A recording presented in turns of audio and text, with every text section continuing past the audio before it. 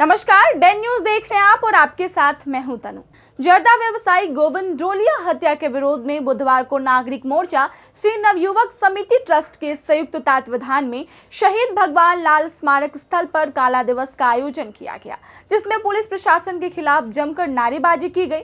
Trust के अध्यक्ष रमेश केजरीवाल ने कहा कि मुजफ्फरपुर का विधि व्यवस्था बहुत ही खराब हो चुका है और ना व्यापारी सुरक्षित है और ना यहाँ का इंसान सुरक्षित है। आए दिन लोगों की हत्या और लूट हो रही है। मुजफ्फरपुर की जनता पूरी तरह भयभीत है। इसके विरोध में विभिन्न संगठनों द्वारा आज काला दिवस मनाया जा रहा है। कल कैंडल मार्च निकाला जाएगा। तब भी अपराधी गिरफ्तार नहीं होते हैं तो 25 तारीख को मुजफ्फरपुर का चक्का जाम किया जाएगा। मौके पे मोर्चा के महासचिव मोहन प्रसाद सिन्हा सहित कई लोग मौजूद रहे। बंद रहेगा 25 फरवरी को मुजफ्फरपुर बंद रहेगा। व्यापारी की हत्या पुलिस प्रशासन पर काला धब्बा है। आए दिन व्यापारियों को बलि का बकरा बनाया जाता है। राजनेता, अधिकारी, अपराधी सभी व्यापारी के पैसे पर फुटानी करते हैं, लेकिन व्यापारियों को बलि का बकरा बनाया जा रहा है। कहीं किसी को सुरक्षा नहीं है। बारूद के ढेर पर खड़ा है मुजफ्फरपुर। यह घटना आज पान मसाले के व्यापारी के साथ हुआ है, कल और किसी के साथ हो सकता है। प्रशासन सुरक्षा के नाम पर कुछ नहीं है, अंधेरे में लाठी भाजती है।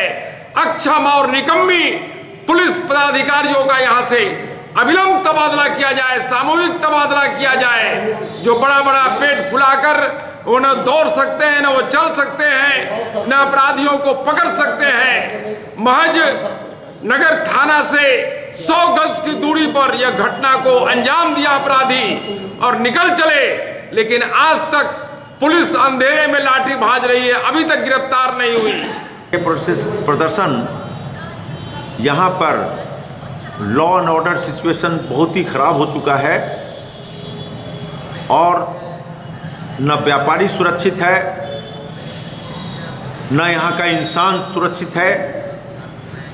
आए दिन लोगों को स्कूटी से निकला और वहीं पर उसको शूट कर दिया जाता है। हमारे एक व्यापारी, हमारे साथी जो कि अपने दुकान से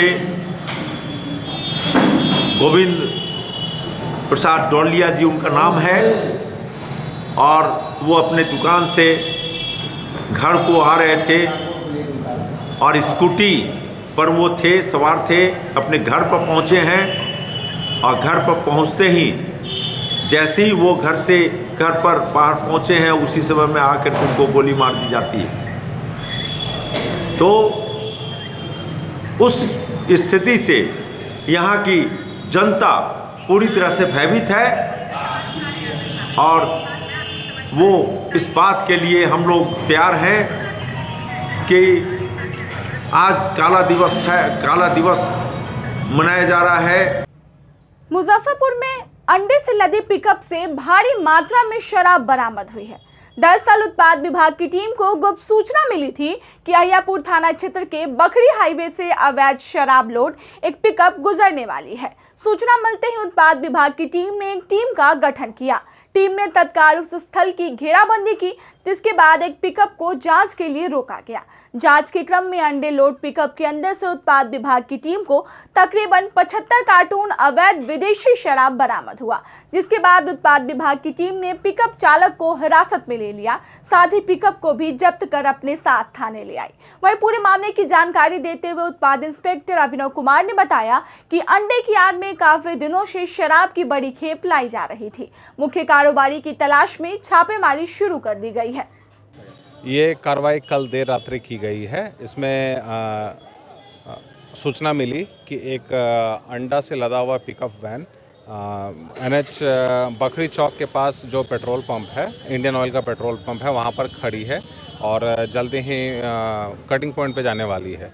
तो सूचना के आधार पर एक टीम तैयार की गई और टीम में अवर निरीक्षक बम कुमार, भोले शंकर कुमार, अंजलि कुमारी और अल्पना कुमारी के साथ टीम संबंधित पेट्रोल पंप पर पहुंची और वहां पे पाया कि एक पिकअप वैन रुकी हुई है और उसमें 2 व्यक्ति मौजूद थे।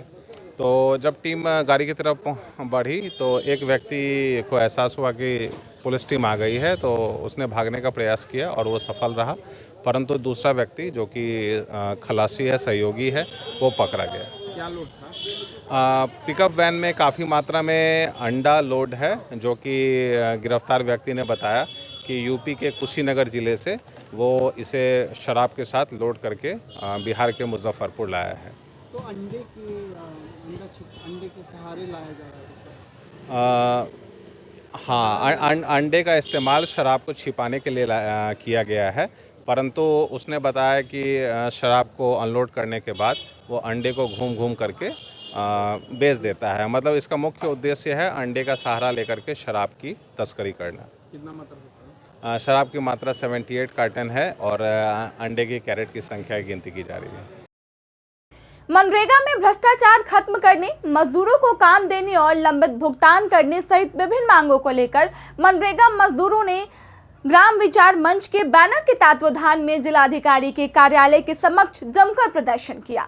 मजदूरों ने कहा कि काम नहीं मिलने से भूखमरी के कगार पर है, ऑफिसों का चक्कर लगाकर थक चुके हैं, लेकिन कोई सुन नहीं रहा है। मौके पर दर्जनों मनरेगा मजदूर मौजूद रहे। हम लोग प्रदर्शन इसलिए कर रहे हैं, मनरेगा में काम के आवेदन दे करके हम लोग काफ़ी परेशान हो गए।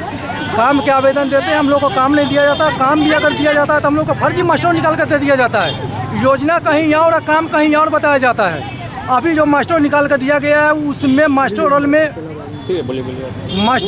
मिट्टी नगरा घाट से दर्शन सैनी के घर तक मिट्टी भराई का योजना है। हम लोग को कहा गया है कि ईंट सोलिंग पर मिट्टी डालने के लिए। ईंट सोलिंग पर मिट्टी कैसे डालेंगे? तो हमारे डीएम काम हमको काम नहीं देता है, भूखा मरेंगे तो यहीं पर मरेंगे, डीएम के पास में मरेंगे। हमको काम दो, जब उसको दाम दो जो हम अपना काम करेंगे। काम नहीं मिलेगा तो किसान अगर भर दिन खेत में खटवाएगा, सुबह 8 बजे से लेके 5 बजे तक ना, तो 5 को बच्चा पोसाएगा। सब दिन में खेत वाला में काम रहता है, कभी नहीं सब दिन किसान के काम रहता है। तो किसान के काम 100 रुपया में कितना दिन करेगा? नहीं काम रहेगा तो बचबे करता है ना। तो 100 रुपया काम जब तक नहीं देगा तो महिला लोग बच्चा के पोसेगा कैसे? चलिए पंचायत में आधा महिला विधवा है, वो कहाँ से खिलाएगा बच्चा को? विधवा।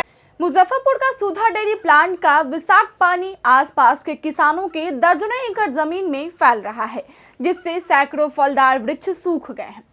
वर्षों से जमा पानी का बदबू इलाके में न सिर्फ बीमारी फैला रहा है, बल्कि पर्यावरण का भी भारी नुकसान पहुंचा रहा है। स्थानीय लोगों की शिकायत के बाद जिला प्रशासन ने मसले को गंभीर करार देते हुए कार्रवाई की बात कही है। दरअसल मुजफ्फरपुर का सुधा डेयरी फैक्ट्री चिराग तेल अंधेरे की कहावत को चरितार्थ कर रहा है। यह फैक्ट्री दूर दराज के लोगों को दूध पिलाने और मिठाई खिलाने में लगा है, तो फैक्ट्री से निकला केमिकल मिला करोड़ों गैलन पानी आसपास के किसानों के लिए नासूर बना है।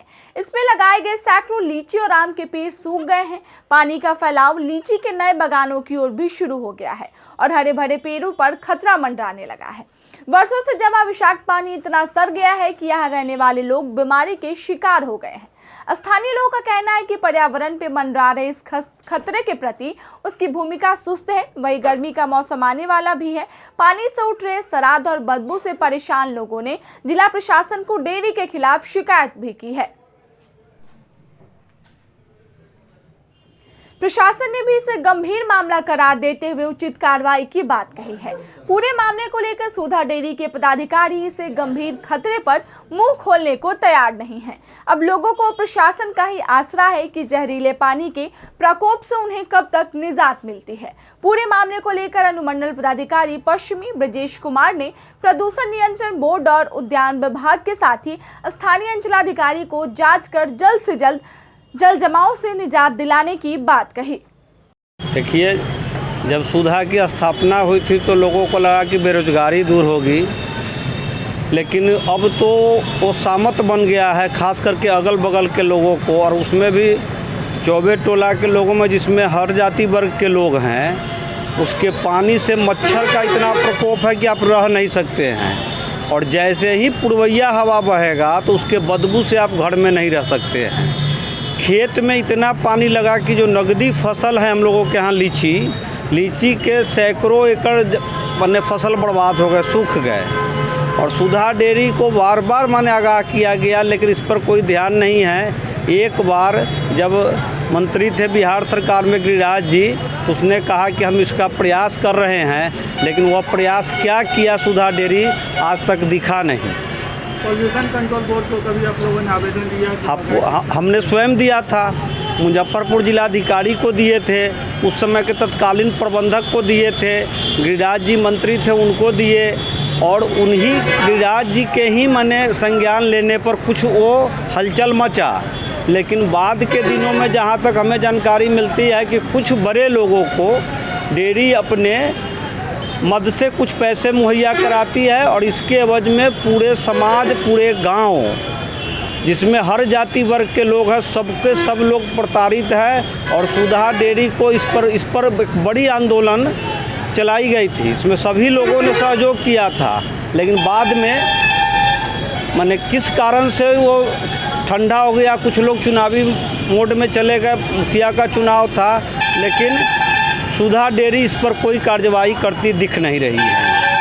जी, ये मामला संज्ञान में आया है कि तिमूल सहकारी समिति जो है सुधा के नाम से यहाँ पर अपना काम करती है। तो इस संबंध में जो regional officer pollution control board हैं उनसे बात की गई है। उनके द्वारा बताया गया है कि मैं इसका त्वरित जांच करवा लेता हूं। जो बात ये है कि सुधा के द्वारा अनट्रीटेड वाटर छोड़ा जा रहा है, उससे आसपास के लीची बागान में क्षति हो रही है पेड़ पौधों की। तो इस पर हम लोग त्वरित कार्रवाई करते हुए रीजनल ऑफिसर से बात किए हैं, और हम भी अपने अंचल अधिकारी कांटी को अधिकृत कर रहे हैं कि वहाँ की क्या स्थिति है वो देख करके ससमय हम लोगों को बताएं, ताकि इस पर हम लोग कुछ कार्य कर सके, और जो पर्यावरण है या पेड़ पौधे हैं उनको हम लोग ससमय सुरक्षित रख सकें। इस संदर्भ में मैं कोशिश करूँगा कि उद्यान विकास पदाधिकारी जो हैं मुजफ्फरपुर के, उनसे भी मैं बात करके इस दिशा में त्वरित कार्रवाई कर सकूँ। धन्यवाद। मुजफ्फरपुर जंक्शन बिहार के सबसे व्यस्त रेलवे स्टेशनों में से एक है। यहां से सफर करने वालों के लिए अब एक सुखद समाचार है, और वह यह है कि भारतीय रेलवे ने इसे आधुनिक सुविधाओं से युक्त बनाने की घोषणा की है। मुजफ्फरपुर रेलवे स्टेशन भारतीय रेलवे के मध्य पूर्व रेलवे के सोनपुर डिवीजन के अंतर्गत आता है। यहां से गुजरने वाली सभी ट्रेनें यहां रुकती हैं। मुजफ्फरपुर रेलवे स्टेशन से टिकट बुक करने के लिहाज से भारतीय रेलवे के महत्वपूर्ण 100 स्टेशन में शामिल है। वही सोनपुर डिवीजन में सबसे अधिक राजस्व की वसूली करने में पहले स्थान पर है। इस स्टेशन को A1 श्रेणी के रेलवे स्टेशन में शुमार किया गया है, लेकिन यहां से गुजरने वाले ट्रेनों की बढ़ती संख्या के आधार पर इसको आधुनिक बनाने की मांग आम लोगों द्वारा कई बार की गई थी।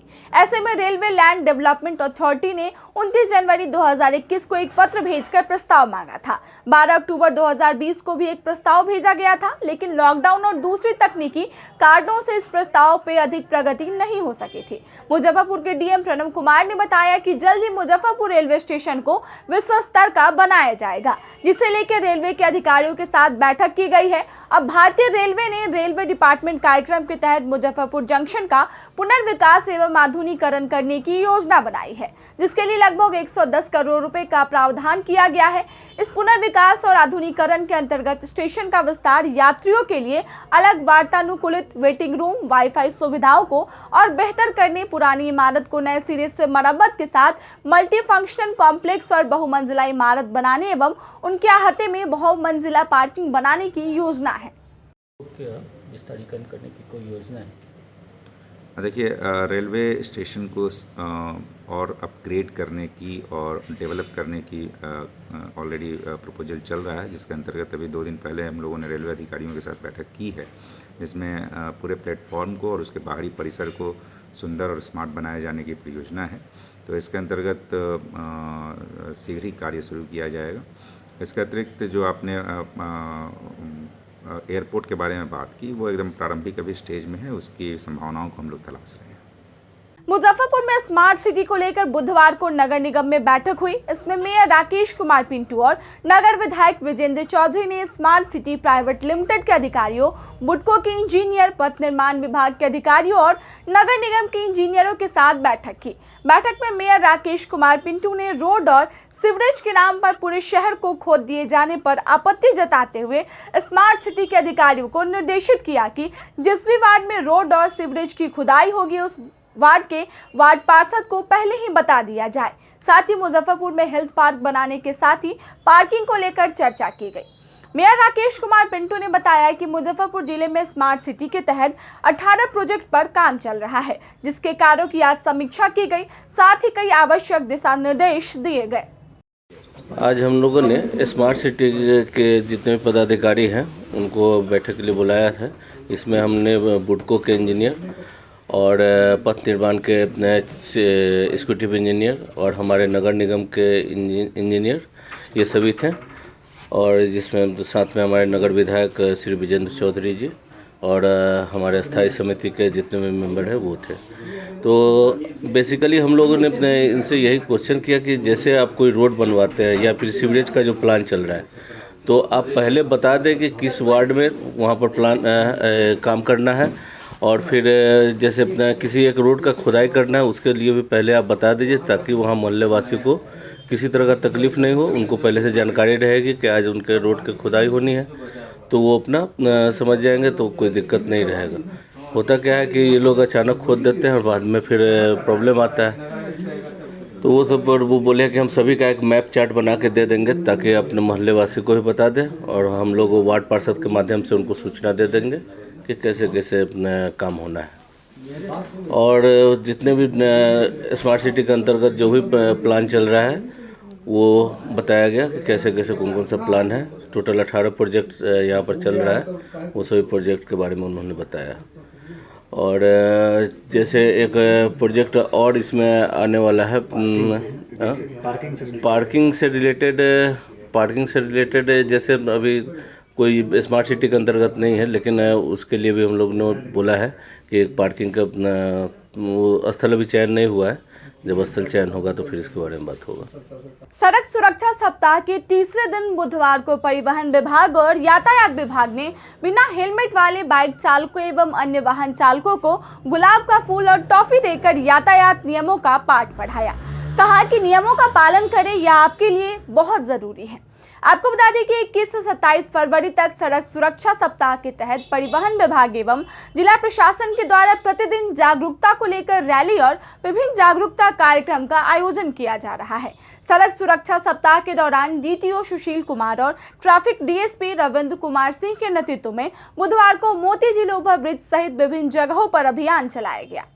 इस अभियान के तहत बिना हेलमेट बाइक चला रहे युवाओं एवं युवतियों को गुलाब का फूल भेंटकर टॉफी देकर उनसे यातायात नियमों का पालन करने की अपील की गई। ट्रैफिक डीएसपी और डीटीओ ने बताया कि सड़क सुरक्षा सप्ताह तक सभी लोगों से यातायात नियम के पालन का आग्रह किया जाएगा, जिसके बाद यातायात नियम का उल्लंघन करने वाले बाइक चालक एवं वाहन चालकों पर कार्रवाई की जाएगी। सड़क सुरक्षा मनाया जा रहा है, इसमें हम लोगों को जागरूक कर रहे हैं। हेलमेट पहन के चले, सीट बेल्ट पहन के चले। सब जागरूकता के बाद भी लोग मान नहीं रहे हैं। कोशिश कर रहे हैं, फाइन कर रहे हैं, जागरूक तो करना ही पड़ेगा ना। राहगीरों के द्वारा क्या प्रतिक्रिया दी जा रही है? ठीक है, रिस्पॉन्स तो मिल रही है। अब आगे देखिए वो लोग क्या करते हैं। गलती मान रहे हैं, गलती मान रहे हैं। ठीक है, ओके। अभी तो लोगों को जागरूक किया जा रहा है कि ताकि लोग सड़क सुरक्षा में हेलमेट लगाए, सीट बेल्ट लगाए, ताकि कम से कम दुर्घटनाएं हो। सब लोग मानते नहीं है, कितना बार जागरूकता चलाया जा रहा है लेकिन लोग मान नहीं रहे हैं। यह हम लोग को सतत प्रयास चल रहा है सभी विभागों से, और हम लोग कोशिश करेंगे कि लोग जागरूक करके, इसके अलावा हम लोग फाइन भी करते हैं, लेकिन जागरूकता सबसे अहम है। और हम लोग प्रयास करते हैं कि जिस आदमी को जागरूक करते हैं वो अपने घर, समाज, परिवार, देश में लोग ये बात को जागरूक करें, और हम लोग सब मिल करके जागरूक कर रहे हैं। एक दिन सफलता अवश्य मिलेगी। राहगीरों के द्वारा क्या प्रतिक्रिया दी जा रही है सर? क्या जी बोले? राहगीरों के द्वारा क्या प्रतिक्रिया दी जा रही है? राहगीर के द्वारा प्रतिक्रिया दिया जा रहा है कि उन्हें एहसास तो होता है कि उनके द्वारा थोड़ा शर्मिंदगी हो रही है, और उन्हें आश्वासन भी दे रहे हैं कि हम अगली बार से ये गलती नहीं करेंगे। बुधवार को केयर इंडिया और स्वास्थ्य विभाग के समन्वय से मुजफ्फरपुर में कोरोना टीकाकरण के लेकर एक विशेष अभियान चलाया जा रहा है, जिसमें कोरोना टीका की दूसरी डोज समय से लेने वाली 3 महिलाओं को लकी ड्रॉ के आधार पर डीएम प्रणव कुमार ने गिफ्ट देकर सम्मानित किया। चयनित तीनों महिलाएं गायघाट के हरिपुर की रहने वाली शांति देवी, गायघाट की दाहिला की रहने वाली भवतिया देवी और कटरा की चंगेल की रहने वाली शहनाज बेगम ने लकी ड्रॉ में टीवी जीता।